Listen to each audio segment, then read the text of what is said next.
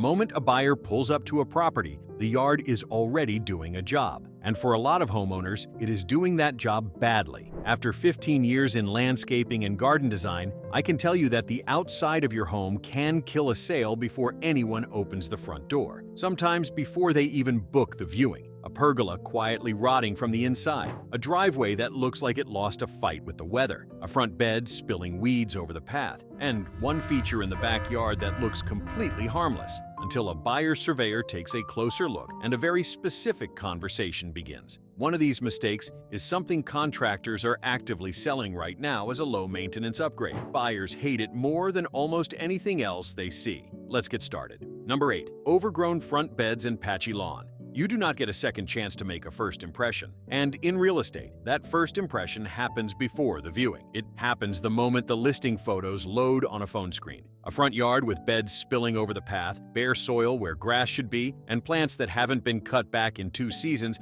will cost you viewings before a buyer ever contacts an agent. Here is what I see constantly. Homeowners spend real money inside the house. New kitchen, fresh paint, good flooring. Then completely neglect what a buyer sees first. The front beds look planted with good intentions about 6 years ago, and then abandoned. The lawn has bare patches from shade or compaction. The edge between bed and grass has disappeared under an inch of soil creep, and on listing day, the photographer does what they can. Curb appeal accounts for up to 7% of perceived home value according to surveys of real estate agents. On a $400,000 property, that is $28,000 in perceived value, disappearing because the front beds look rough. The fix is not complicated. Beds need a clean edge cut with a half-moon edger or spade, going at least 75 to 100 millimeters deep to stop soil creep. Bare lawn patches need overseeding. For shaded front yards, a fine fescue blend germinates reliably in low light. Get 3 inches of fresh mulch into the beds, not red-dyed bark that fades to pink within a season. Natural hardwood mulch at 75 millimeters depth suppresses weeds, retains moisture, and reads as maintained from the street. Done right,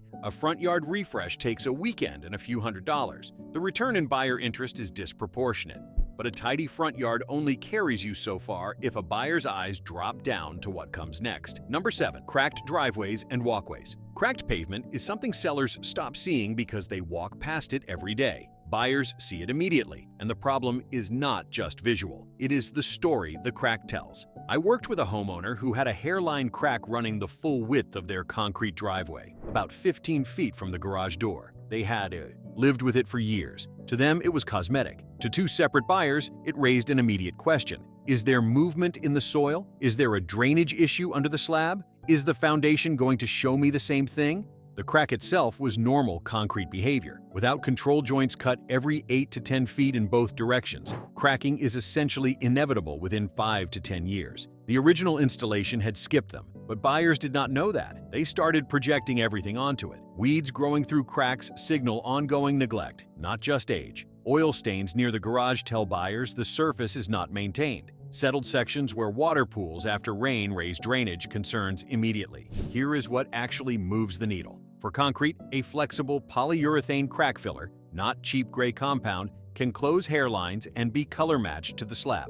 For asphalt, a coal tar emulsion sealer applied every 3 to 5 years fills surface oxidation and keeps things looking maintained. For pavers with weed growth, pull the weeds, resand joints with polymeric sand rated for your joint width, and seal. Polymeric sand hardens when activated with water and stays clean for 5 to 7 years. None of this requires replacement. It requires attention, and a driveway that looks maintained says something to a buyer that a crack and a weed never can. Now, speaking of things buyers read as structural risk, the next mistake creeps in from the sides of the house, and most homeowners are proud of it. Number 6. Trees and shrubs too close to the house. The general trade rule: a minimum of 900 millimeters between any substantial shrub and the facade. For trees, the safe planting distance from the foundation is at least half the tree's mature canopy spread. A red maple with a 25-foot canopy spread should be planted no closer than 12 to 13 feet from the foundation wall. Most homeowners and most garden center staff do not think about mature size. They think about the size of the plant in the container. I consulted on a property sale where a row of photinia had been planted directly against the rear of the house about 12 years prior. They were planted as a screen and worked beautifully. What nobody had considered was that by year 8, the plants were sitting hard against the timber siding, trapping moisture. When the buyer's inspector went through, he found rot in the bottom 3 courses of cladding. Not catastrophic, but it knocked a meaningful amount off the sale price, and the sellers had to agree to remediation before exchange. The plants had cost almost nothing. The damage cost thousands. Trees with roots heading toward the foundation or the drainage run are a different level of concern. A buyer's surveyor who flags root encroachment on drainage will affect the mortgage valuation. Buyers who see large trees touching the roof line start calculating gutter damage and roof tile replacement before they have gone inside. Any tree or shrub sitting within 1.5 meters of the house needs evaluation before listing. A certified arborist's written report on any tree of concern is worth having. It gives buyers and their surveyors something concrete rather than a guessing game. Getting the structure right matters, but the next problem is one that almost nobody takes seriously until they already have it. Number 5. Unmanaged climbing vines.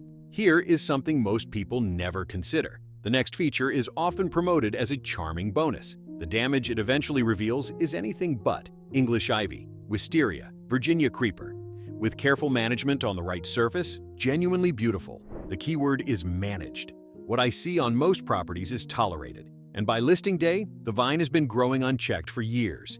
Here is what buyers now know. Ivy on timber-framed walls creates a moisture trap between the foliage and the surface. That 30 to 50 millimeters gap of compressed, damp growth is exactly the environment that starts rot in cladding and window frames. On older homes with mortar joints, ivy rootlets physically penetrate cracks and widen them over time. I have pulled ivy off walls and found timber in a state that would have been completely invisible from the street.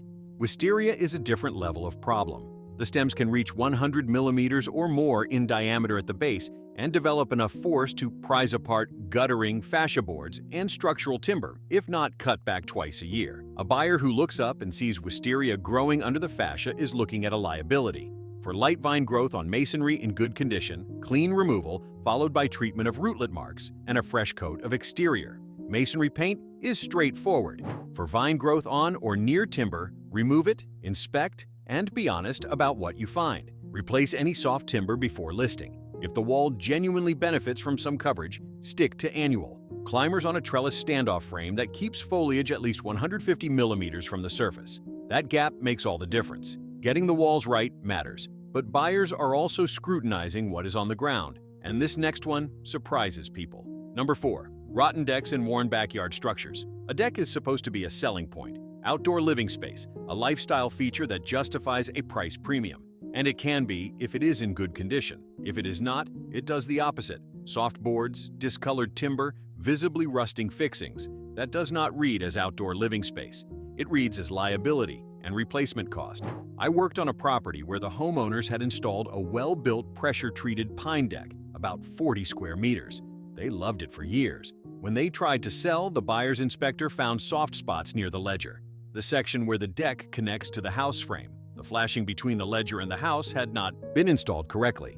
Moisture had been getting in for years, and the rim joist behind the ledger was significantly compromised. The deck surface looked tired, but the structural issue beneath it was what killed the negotiation. The repair estimate came back over $6,000. Buyers renegotiated by double that amount. Before listing, walk every board with a screwdriver. Any give or sponginess means rot beneath. Focus on the ledger connection, post bases, and anywhere water pools. Post bases sitting directly in concrete without a standoff bracket are a classic failure. Moisture wicks up through the end grain, and rot starts from the bottom, invisibly.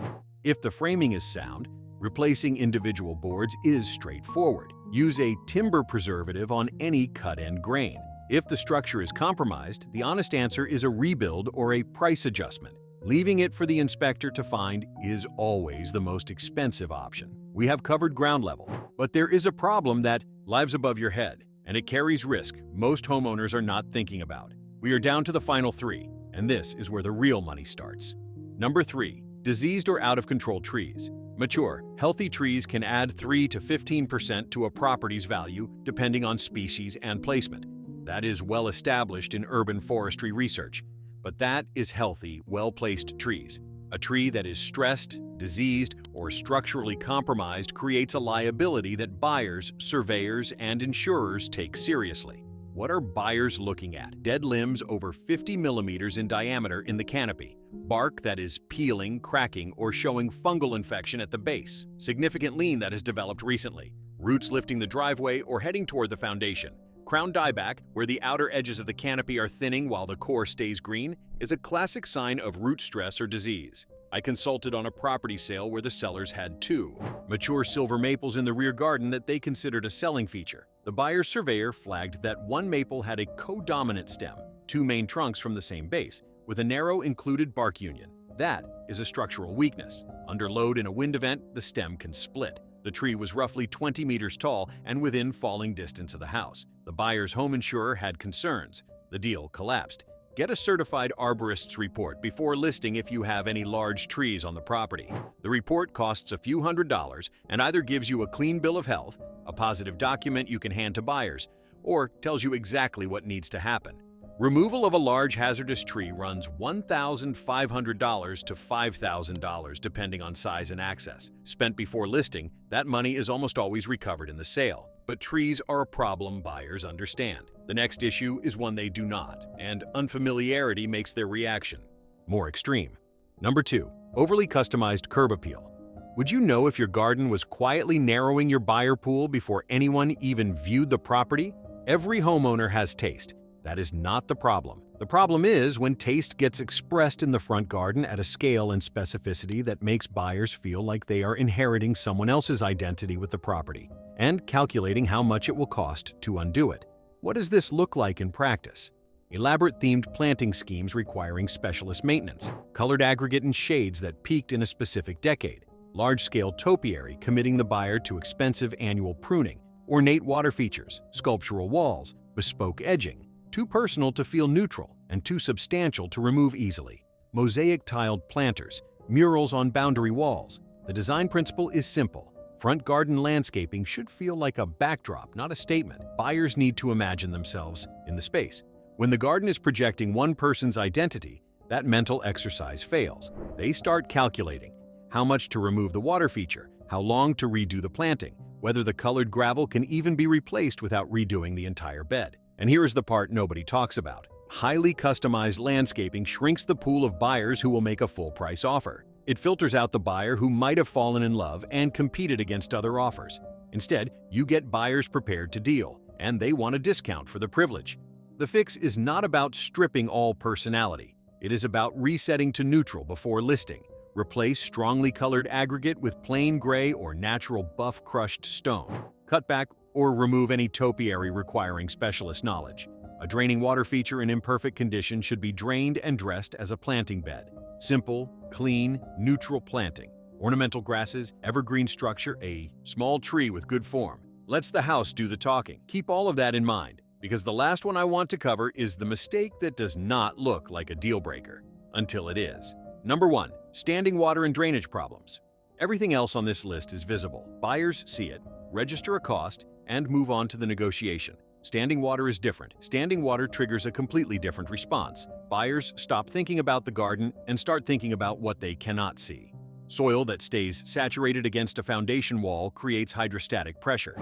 That pressure works silently for years, pushing moisture through hairline cracks in concrete, creating conditions for efflorescence, and eventually causing structural moisture ingress. A surveyor who flags drainage concerns can affect the mortgage valuation. And a mortgage that does not come through at the expected level is a deal that collapses at the last moment. I have watched this happen firsthand. A property in excellent condition, well-maintained house, good interior, tidy garden, sat on the market 11 weeks longer than comparable homes on the same street. The sole reason was a low rear corner of the yard that visibly held water after rainfall. Buyers viewed it in spring, saw the standing water, and started asking questions about the basement. The basement was fine, but the perception created by that drainage failure introduced doubt at every single stage of the process. 3 causes account for most residential drainage failures. First, insufficient grading. The finished ground level is not falling away from the house at the minimum 1 in 50 fall, which is a 20 millimeter drop per meter. Any flat or reverse sloping ground within 3 meters of the foundation is a problem. Second, a shallow hardpan layer. Compacted soil 150 to 300 millimeters below the surface that water cannot penetrate. This can be addressed with a subsoil aerator or raised planting beds. Third, no surface drainage pathway, no French drain, no channel drain at a low point, no connection to a soakaway. A French drain, a trench 300 millimeters wide and 450 to 600 millimeters deep, filled with 20 millimeter clean stone and a perforated pipe wrapped in a geotextile sock, can solve most yard drainage problems for $800 to $2,000 in materials and a day of labor. That cost, spent before listing, eliminates the one thing that turns a viewing into a liability conversation. This is the mistake that hides in plain sight, and it is the one buyers remember long after they have forgotten everything else. If you have got some of these in your yard, do not panic. Most are fixable without starting from scratch. Pick the one a buyer will see first and work from there. If you are preparing to sell, my video on the outdoor upgrades that actually move the needle on asking price is on your screen right now. Click it.